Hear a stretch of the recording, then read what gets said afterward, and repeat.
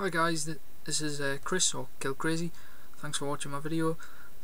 This is an update on my M18 Hellcats, which I did an unboxing for the other day. I've pretty much finished painting them. Haven't done the crews yet because, to be honest, I really just wanted to get the tanks done. I'll do the crews when I can be bothered. But I'm really pleased with the way they've turned out.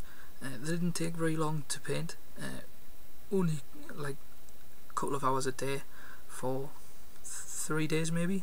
I haven't weathered them yet, so they're like factory fresh kind of thing, but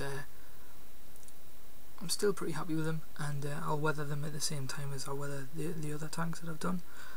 I've got a few of my other tanks on another video which I uploaded just before this one, which is a 1750 point Canadian armoured list, so check that out if you haven't already, and you'll get to see some of that Shermans.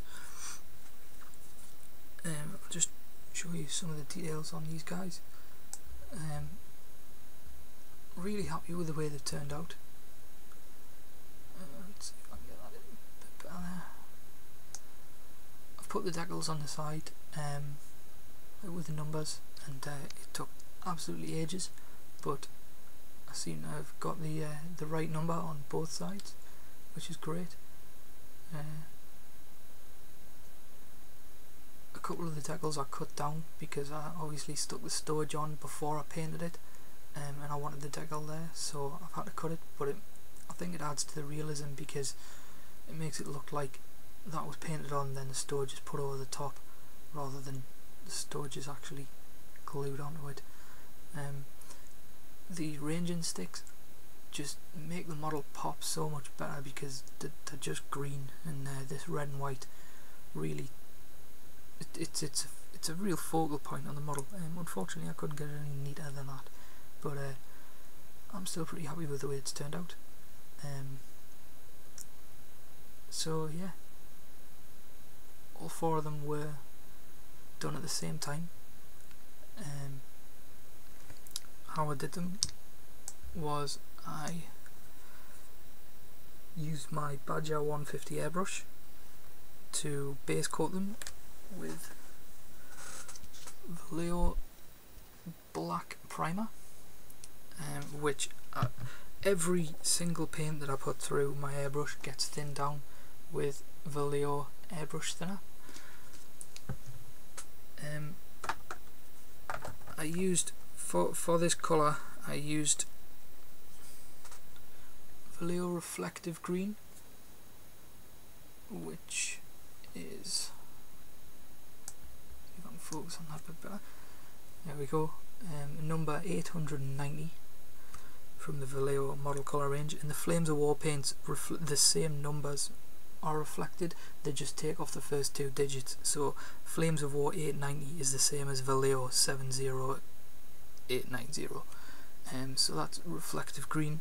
There was 20 drops of that to 5 drops of Russian uniform, which is number 924, and then for the 25 drops of that I put in 13 drops of thinner, and that consistency seems to work really well for me.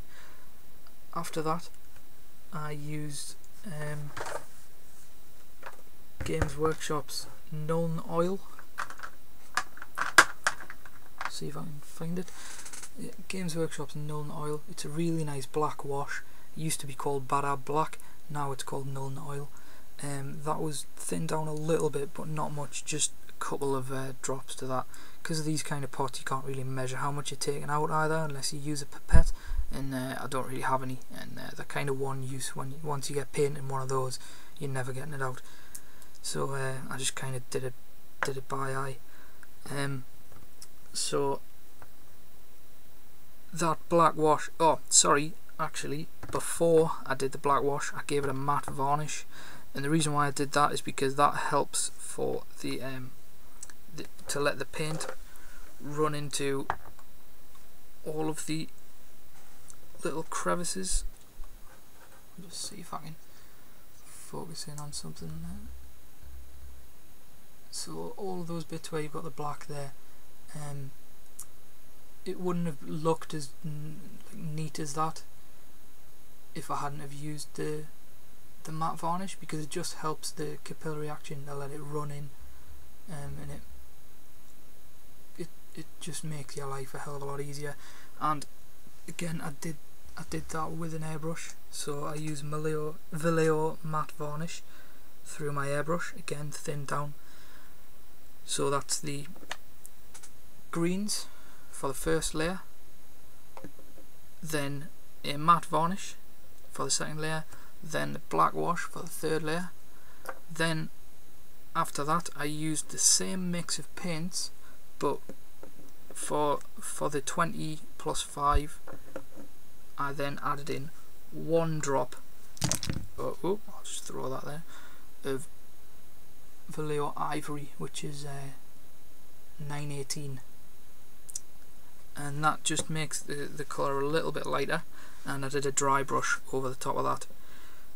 Once I did that, I painted the tracks and the tool handles. So I'll see if I can show you that there. Like the tool handles that's on the back there, painted that with German grey, which I don't have to hand, so I can't actually tell you what the number is.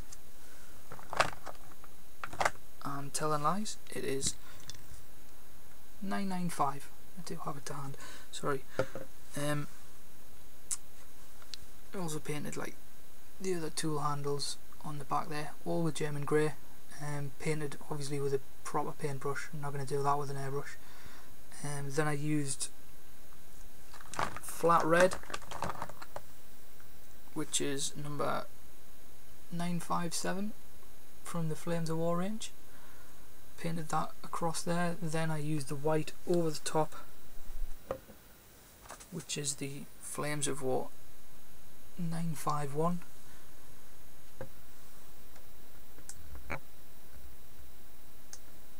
And I also used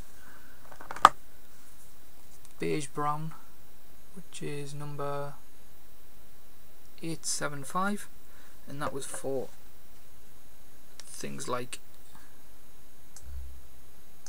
the stowage on the top of the tank there, on like the bedding rolls and stuff like that.